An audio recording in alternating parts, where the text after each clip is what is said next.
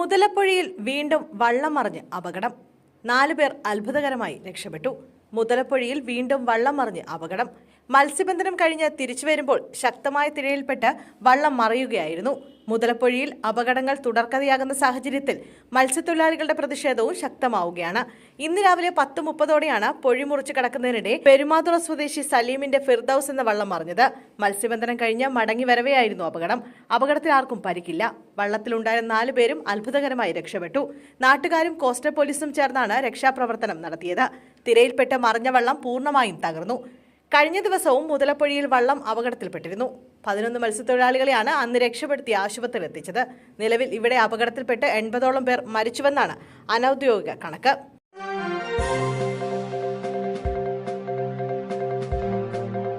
പേരക്കുട്ടിയെ അടിച്ചു, മകന് നേരെ നിറയൊഴിച്ച് മുൻ സൈനികൻ. വെറും 4 വയസ്സ് മാത്രമായ പേരക്കുട്ടിയെ മകനും മരുമകളും അടിച്ചതിൽ ദേഷ്യപ്പെട്ട് മകന് നേരെ നിറയൊഴിച്ച് മുൻ സൈനികൻ. നാഗ്പൂരിലെ ചിന്താമണി ഏരിയയിൽ താമസിക്കുന്ന മുൻ സൈനികനെ പോലീസ് അറസ്റ്റ് ചെയ്തു. 68 വയസ്സുകാരനായ മുൻ സൈനികനാണ് പ്രതി. സൈന്യത്തിൽ നിന്ന് വിരമിച്ച ശേഷം ഇയാൾ ബാങ്ക് വാനിൽ സെക്യൂരിറ്റിയായി ജോലി നോക്കുകയായിരുന്നു.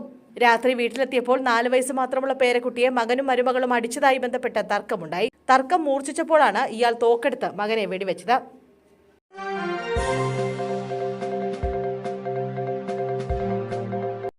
അവയവക്കടത്ത് പ്രതിയുടെ ജാമ്യാപേക്ഷ തള്ളി. കൊച്ചിയിലെ രാജ്യാന്തര അവയവക്കടത്ത് കേസിൽ പ്രതി സജിത്ത് ശ്യാമിന്റെ ജാമ്യാപേക്ഷ ഹൈക്കോടതി തള്ളി. പ്രതിയെ ജാമ്യത്തിൽ വിട്ടാൽ സമൂഹത്തിന് തെറ്റായ സന്ദേശം നൽകുമെന്നും പ്രതിക്കെതിരെ നിലനിൽക്കുന്നത് ഗുരുതരമായ ആരോപണമെന്നും കോടതി പറഞ്ഞു. അവയവക്കടത്തിന് പിന്നിൽ വലിയ റാക്കറ്റുണ്ടെന്ന് പോലീസ് കോടതിയെ അറിയിച്ചു. പ്രോസിക്യൂഷൻ ആരോപണം ശരിയെങ്കിൽ വിഷയത്തിൽ ആഴത്തിലുള്ള അന്വേഷണമാണ് വേണ്ടതെന്ന് കോടതി വ്യക്തമാക്കി. കേസിൽ NIA അന്വേഷണം ഏറ്റെടുക്കാൻ പോകുന്നതും കോടതിയുടെ പരിഗണനയിൽ വന്നു.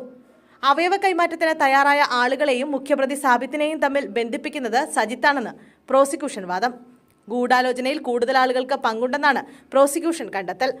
അവയവക്കടത്തിൽ സാമ്പത്തിക ഇടപാടുകൾ കൈകാര്യം ചെയ്തിരുന്നത് സജിത് ശ്യാമാണ്.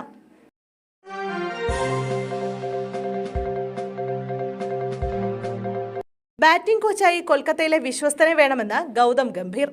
രാഹുൽ ദ്രാവിഡിന്റെ പിൻഗാമിയായി ഇന്ത്യൻ പരിശീലകനായ ഗൗതം ഗംഭീറിന്റെ സഹായികൾ ആരൊക്കെയാകുമെന്നതിനെക്കുറിച്ച് നിർണായക സൂചന പുറത്ത്. തന്റെ സഹപരിശീലകരെ നിയമിക്കാൻ പൂർണ്ണ അധികാരം നൽകണമെന്ന് ഗംഭീർ BCCI ഉപദേശക സമിതിക്ക് മുമ്പായി അഭിമുഖത്തിനെത്തിയപ്പോൾ ഉപാധി വെച്ചിരുന്നതായി റിപ്പോർട്ടുകൾ ഉണ്ടായിരുന്നു. പുറത്തുവന്ന റിപ്പോർട്ടുകൾ അനുസരിച്ച് ബാറ്റിംഗ് പരിശീലക സ്ഥാനത്തേക്ക് കൊൽക്കത്ത നൈറ്റ് റൈഡേഴ്സിനെ ബാറ്റിംഗ് പരിശീലകനായ അഭിഷേക് നായരുടെ പേരാണ് ഗംഭീർ മുന്നോട്ട് വെച്ചിരിക്കുന്നതെന്നാണ് റിപ്പോർട്ടുകൾ.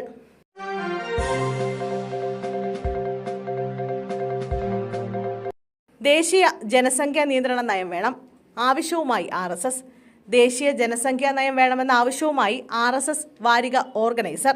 ജനസംഖ്യാ വർധനവ് ഏതെങ്കിലും മതവിഭാഗത്തിന്റെയോ സമുദായത്തിന്റെയോ പ്രദേശത്തെയോ പ്രതികൂലമായി ബാധിക്കില്ലെന്ന് ഉറപ്പിക്കാനാവശ്യമായ നയങ്ങൾ വേണം.